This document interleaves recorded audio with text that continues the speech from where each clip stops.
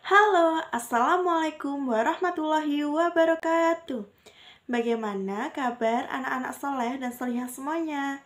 Semoga kalian sehat walafiat, amin. Kita sekarang berada pada kelas 1, semester 1, dan memasuki pembelajaran pertama, yaitu bab 1. Bab 1 membahas mengenai identitas diri keluarga dan kerabat. Saya Nada Imtiaz NIM 193141087. Di sini Ibu akan menjelaskan tentang peta konsep dari materi kelas 1 bab 1 yang berjudul identitas keluarga dan kerabat. Nah, di dalam peta konsep ini terdiri dari 3. Yang pertama ada identitas diri. Terus yang kedua ada identitas keluarga, dan yang terakhir ada identitas kerabat. Nah, Ibu akan menjelaskan peta konsep yang pertama, yaitu identitas diri. Identitas diri ini terdiri dari nama seperti nama panggilan dan nama lengkap. Kemudian ada juga identitasnya meliputi alamat tempat tinggal. Nah, yang kedua adalah identitas keluarga, terdiri dari nama orang tua seperti ayah dan ibu, kemudian ada nama saudara seperti kakak dan adik, kemudian ada nama wali, dan yang terakhir adalah identitas kerabat. Nah, kerabat ini, yang dimaksud kerabat itu nama anggota keluarga yang lain seperti kakek, nenek, paman, bibi. Nah, untuk materi yang pertama akan dibacakan oleh Mbak Velania. Nah, mari kita mengenali diri sendiri maupun kerabat kita dan keluarga kita. Supaya apa? Supaya kita lebih dekat dan lebih mengenal satu sama lain. Nanti yang kita bahas yaitu mengenai identitas. Identitas dari diri sendiri, identitas dari kerabat, identitas keluarga, mencakup alamat, kemudian nama panggilan, kemudian nama panjang atau nama lengkap. Begitu anak-anak. Kita memasuki pembahasan yang pertama, yaitu mengenai nama lengkap dan nama panggilan.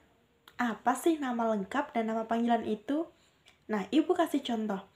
Nama lengkap ibu yaitu Velania Pramusti. Nah, seluruh nama diikutkan semua tanpa dikurangi. Oke. Kemudian nama panggilan. Nama panggilan ibu Vela. Secukupnya, seenaknya saja, asal tidak keluar dari nama lengkap itu sendiri.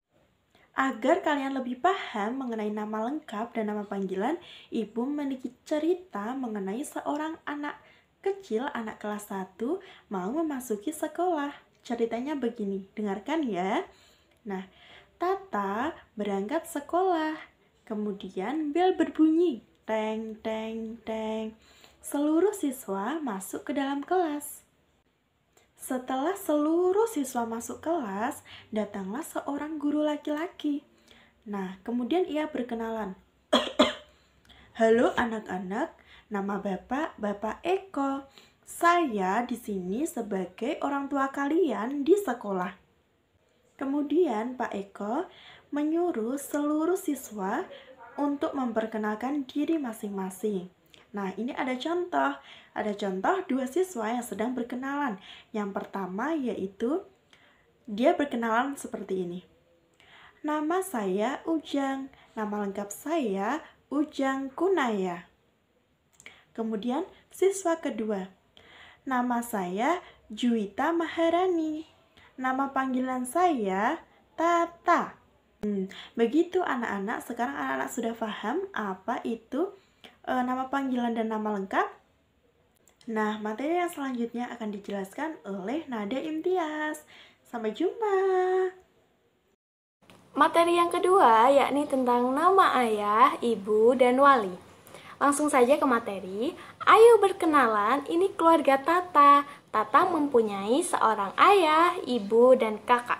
Pada gambar di samping, ini ayah Tata. Ayah Tata adalah seorang polisi. Beliau bernama Hermawan, biasa dipanggil dengan Pak Wawan. Pada gambar di samping, ini ibu Tata. Ibu Tata adalah seorang perawat. Beliau bernama Hastuti yang biasa dipanggil dengan Bu Tuti. Pada gambar di samping, ini kakak Tata ya, namanya Hasan Maulana. Nah, biasa dipanggil Hasan. Hasan ini kelas 3. Keluarga Tata disebut caturwarga karena keluarga Tata ada 4 orang yang terdiri dari ayah, ibu, dan 2 anak. Nah, pada gambar di samping yakni Ujang dengan pamannya. Ujang, teman Tata, kedua orang tuanya merantau ke Jakarta. Ujang tinggal dengan paman. Nah, pamannya ini bernama Jamal. Paman Jamal adalah wali Ujang dan sebagai pengganti orang tua Ujang. Kini aku tahu keluarga inti terdiri dari ayah, ibu, dan anak.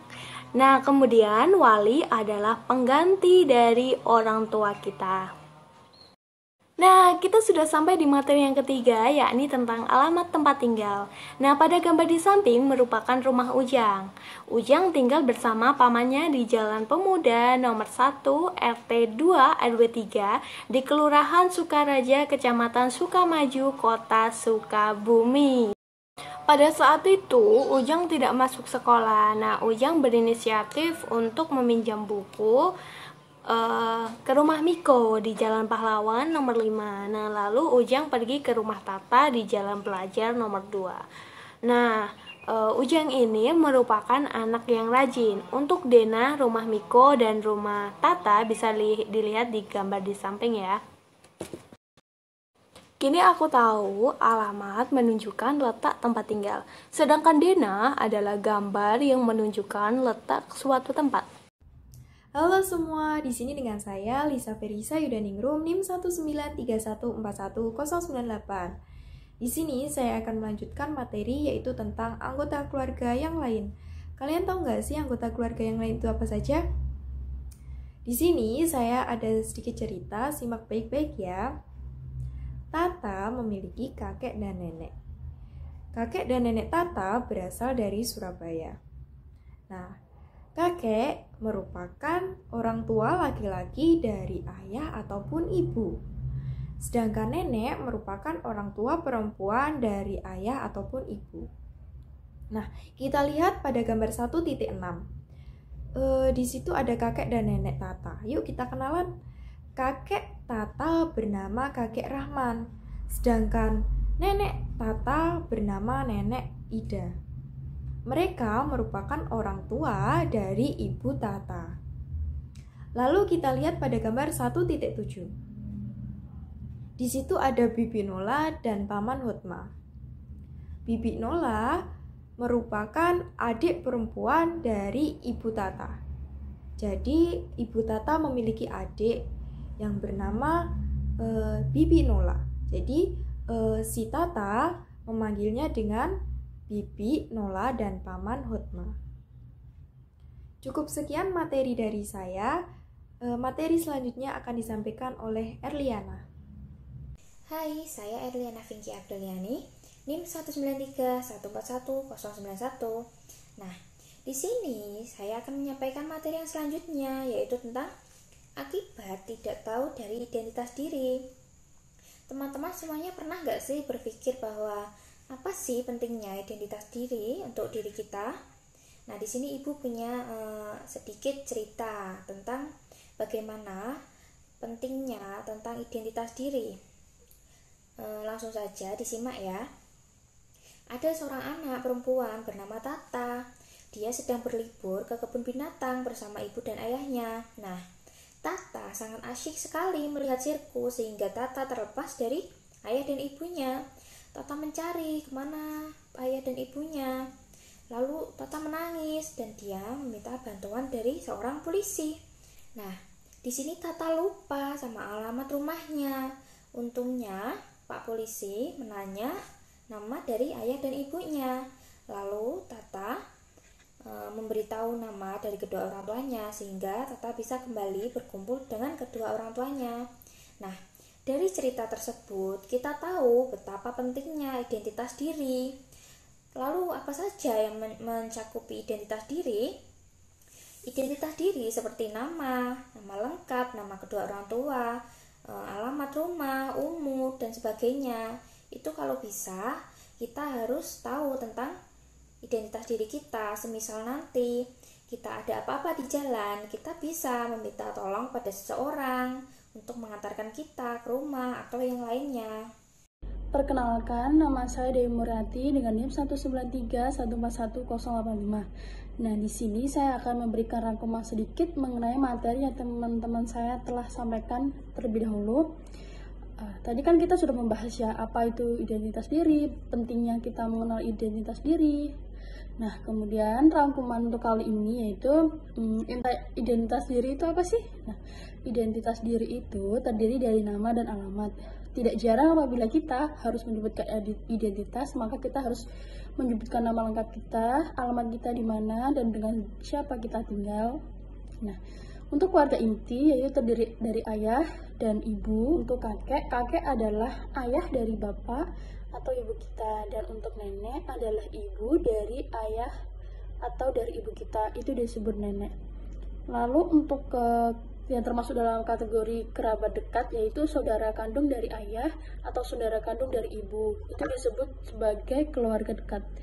Pentingnya mempelajari identitas diri, identitas warga itu agar kita mengenal mereka lebih dekat dan mengetahui alamat mereka di mana, mereka tinggal dengan siapa. Maka dari itu kita perlu mempelajari identitas diri. Kalian udah tahu kan tadi yang dimaksud identitas diri itu apa? Jadi kesimpulannya identitas diri itu mengenali pribadi sendiri, kemudian menjalankan peran. Misal kita sebagai peserta didik, maka kita harus menghormati serta patuh terhadap guru. Kini kita memasuki kelas 2 bab 1 pembelajaran pertama, yaitu membahas mengenai dokumen dan benda koleksi. Pembahasan kali ini akan diterangkan mengenai pengertian benda koleksi maupun dokumen, kemudian contoh benda koleksi maupun dokumen. Yang terakhir yaitu ada nanti cara memelihara dokumen dan cara memelihara benda koleksi. Sebelum kita masuk ke materi, Ibu mau tanya, apakah kalian ada yang suka dengan boneka? Apakah ada yang suka dengan kamera atau benda koleksi lainnya? Nah, itu termasuk benda koleksi. Silahkan simak penjelasan berikut ini. Halo semua, kembali lagi dengan saya Lisa Verisa Yudaningrum NIM 193141098. Di sini saya akan sedikit menjelaskan materi yaitu tentang dokumen. Nah, kalian tahu nggak sih apa itu dokumen? Nah, di sini saya ada sedikit cerita lagi, simak baik-baik ya. Suatu sore, Rudi sedang membuka lemari kacanya. Dan Rudi melihat ada map-map besar. Kemudian Rudi bertanya kepada ayahnya, "Ayah, buku-buku besar itu apa?" Kemudian ayah menjawab, "Itu map." Rudi bertanya lagi, "Map itu apa?" Ayah menjawab, "Map itu untuk menyimpan dokumen-dokumen." Nah, Rudi lalu bertanya lagi, "Dokumen itu apa?" Kemudian ayah mengambil map itu, kemudian membukanya. Nah, di dalam map itu terdapat ijazah. Kemudian Rudi bertanya, "Ijazah itu apa, Ayah?" Nah, ayah menjawab, "Ijazah itu surat tanda tamat belajar. Ijazah itu merupakan dokumen yang penting, jadi harus dijaga baik-baik." Nah, bisa kita lihat pada gambar di samping. Nah, ada yang tahu tidak ini merupakan gambar apa? Ya, ini merupakan gambar macam-macam dokumen. Jadi dokumen itu bisa berbentuk surat, biasanya tertulis, bisa berbentuk kaset rekaman suara, dan CD film. Nah, kemudian kita belajar tentang contoh-contoh dokumen. Nah, contoh dokumen yang pertama yaitu akta kelahiran. Nah, akta kelahiran ini merupakan surat tanda bukti lahir. Jadi, kalian ketika lahir, pasti orang tua kalian cepat-cepat untuk mengurus akta kelahiran. Dan contoh dokumen yang kedua yaitu kartu tanda penduduk. Kalian tahu kartu tanda penduduk biasa disingkat apa? Ya, benar sekali, KTP. Nah, KTP ini merupakan identitas seseorang. Jadi, isinya seperti nama, kemudian alamat, kemudian tempat tanggal lahir, dan lain-lain. Nah, KTP ini harus kalian miliki ketika kalian nanti umur 17 tahun. Contoh dokumen yang ketiga yaitu surat izin mengemudi atau SIM. Bagi pengendara motor atau mobil wajib memiliki SIM. Nah, SIM ini dikeluarkan oleh pihak kepolisian. Anak-anak tahu tidak apa bila tidak memiliki SIM? Nanti apa yang terjadi? Ya, bisa ditangkap polisi. Jadi, bagi pengendara motor dan mobil itu wajib memiliki SIM. Nanti kalau adik-adik bisa mengendarai motor atau mobil, wajib ya memiliki SIM. Nah, contoh dokumen yang keempat yaitu kartu keluarga. Kartu keluarga ini surat yang berisikan nama anggota keluarga, seperti nama ayah, nama ibu, nama kakak, dan nama adik. Nah, contoh dokumen yang kelima yaitu ijazah. Seperti yang dikatakan ayah Rudi, ijazah tadi apa anak-anak? Ya, ijazah itu surat tamat belajar. Jadi anak-anak nanti kalau sudah tamat belajarnya nanti akan mendapatkan ijazah seperti itu. Contoh dokumen yang keenam yaitu piagam. Piagam ini diberikan kepada orang yang mengikuti kursus, seperti misalnya Herman mengikuti kursus berenang selama 3 bulan. Nah, kemudian selesai, Herman akan mendapatkan piagam tersebut.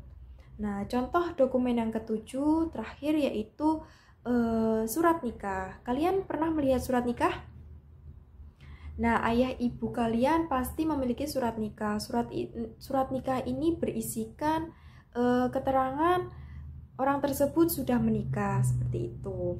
Nah, itu tadi contoh-contoh dari dokumen. Cukup sekian materi yang dapat saya sampaikan. Materi selanjutnya akan disampaikan oleh Nada. Nah, untuk materi yang ketiga yakni cara memelihara dokumen. Nah, dokumen adalah surat penting. Surat penting yang harus disimpan dan cara penyimpanannya itu tidak sembarangan ya. Nah, mari kita belajar dari keluarga Rudi. Nah, keluarga Rudi ini mempunyai banyak sekali dokumen. Semuanya dirawat dan disimpan rapi. Nah, Pak Surya membuat lemari kaca. Surat-surat yang penting itu disimpan di map. Nah, kemudian map itu diletakkan di lemari kaca. Kemudian dokumen dikelompokkan ya. Yang pertama ada dokumen keluarga yang telah disatukan di map, yang isinya itu antara lain ada akta kelahiran anggota keluarga, terus ada juga surat perkawinan. Seperti pada gambar di samping, map itu ditulisi dokumen keluarga. Kemudian dokumen yang kedua yakni dokumen rumah yang telah disatukan di map, isinya itu antara lain yang pertama ada kartu keluarga, terus ada surat tanah, surat rumah. Seperti pada gambar di samping, map ditulisi surat-surat rumah. Kemudian dokumen yang ketiga yakni ada ijazah, disimpan di satu map yang isinya itu ada ijazah ayah, ijazah ibu, ijazah kakak. Seperti pada gambar di samping, map itu ditulisi kumpulan ijazah atau ijazah saja. Nah, sedangkan KTP, SIM itu disimpan di dompet. Saran dari kelompok kami supaya awet itu dokumen dibungkus plastik. Orang-orang biasanya menyebutkannya dilaminating. Saya Erliana Vinci Apriliani, NIM 193141091. Nah, di sini saya akan menyampaikan materi yang selanjutnya tentang benda koleksi. Yang pertama, apa sih pentingnya dari benda koleksi? Nah, Ibu di sini mempunyai sebuah cerita. Boleh disimak bersama-sama ya. Rudi suka mengumpulkan buku cerita. Rudi mempunyai banyak buku cerita. Ada buku yang lama, ada juga buku yang baru. Rudi merawatnya dengan baik. Nah, ada juga cerita yang lainnya, yaitu Mira suka sekali mengumpulkan boneka. Mira suka bermain boneka beruang. Mira mempunyai boneka yang sangat bagus-bagus. Mira rajin sekali merawat bonekanya.